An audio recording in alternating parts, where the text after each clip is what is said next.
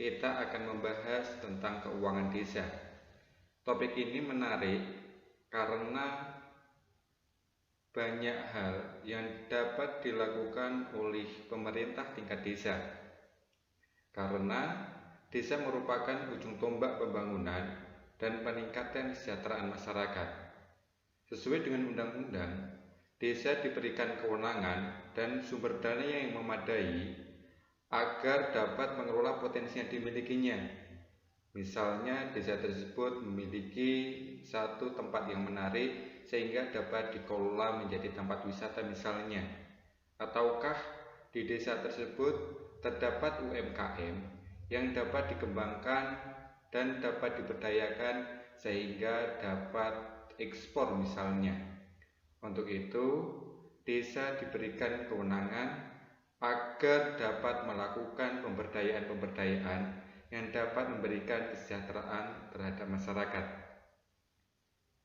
Setiap tahunnya, pemerintah pusat telah menganggarkan dana desa yang cukup besar. Pada tahun 2015, dana desa yang dianggarkan sebesar 20,7 triliun. Dengan rata-rata setiap desa mendapatkan alokasi 280 juta. Tahun 2016, dana desa meningkat menjadi 46,98 triliun, sehingga rata-rata setiap desa mendapatkan anggaran sekitar 628 juta. Adapun tahun 2017 meningkat kembali menjadi 60 triliun, sehingga rata-rata desa mendapatkan dana sebesar 800 juta. Tersebut sangat menarik untuk melakukan pembangunan dan pemberdayaan masyarakat. Akan tetapi, banyak hal yang terkait dengan pengelolaan dana tersebut, sehingga pembahasan ini menjadi penting.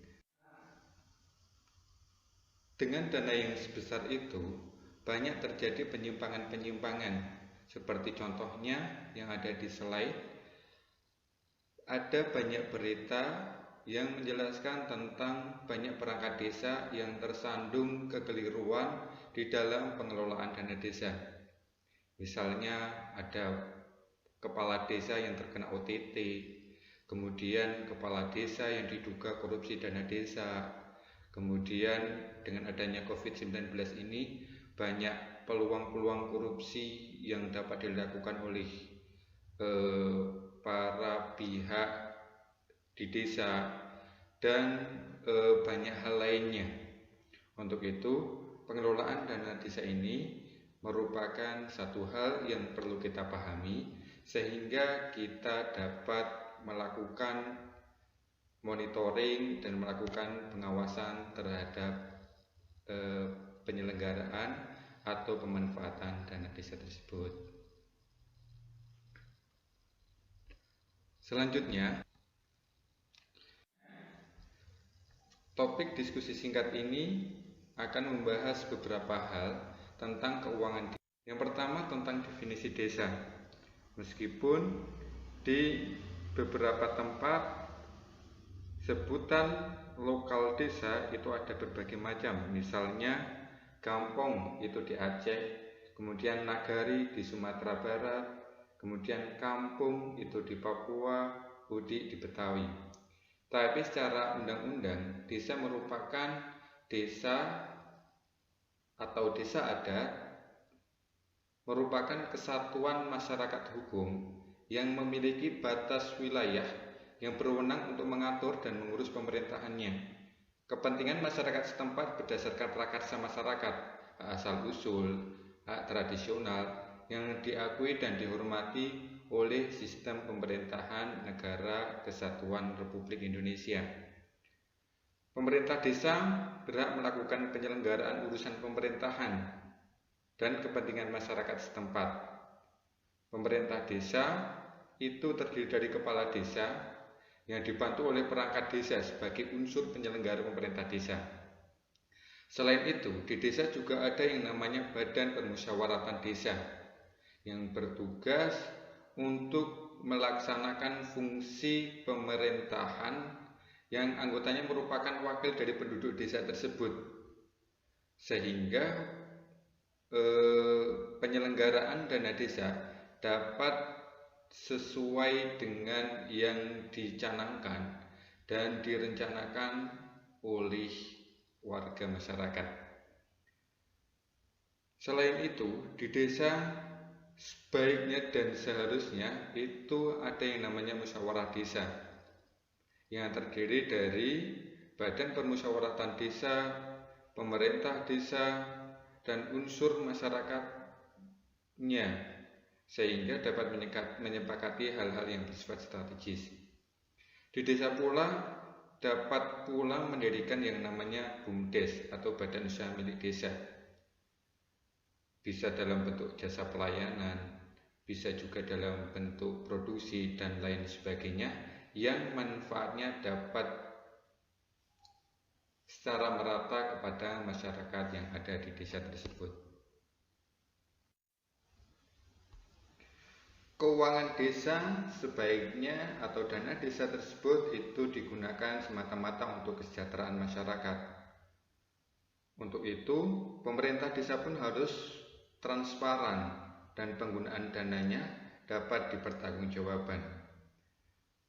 Pemerintah desa memiliki acuan-acuan hukum yang merujuk pada peraturan desa dan dana desa yang terdiri dari misalnya Undang-Undang Nomor 6 Tahun 2014 tentang dana desa, PP Nomor 47 Tahun 2015 tentang perubahan atas PP 43 Tahun 2014 tentang peraturan pelaksanaan Undang-Undang Nomor 6 Tahun 2014. Kemudian misalnya juga PP Nomor 8 Tahun 2016 tentang perubahan kedua atas PP Nomor 60 Tahun 2014 tentang dana desa yang bersumber dari APBN. Ringkasnya, dana desa atau keuangan desa itu semata-mata digunakan untuk meningkatkan kesejahteraan masyarakat, dan pemerintah desa harus transparan dalam pengelolaannya dan dapat dipertanggungjawabkan.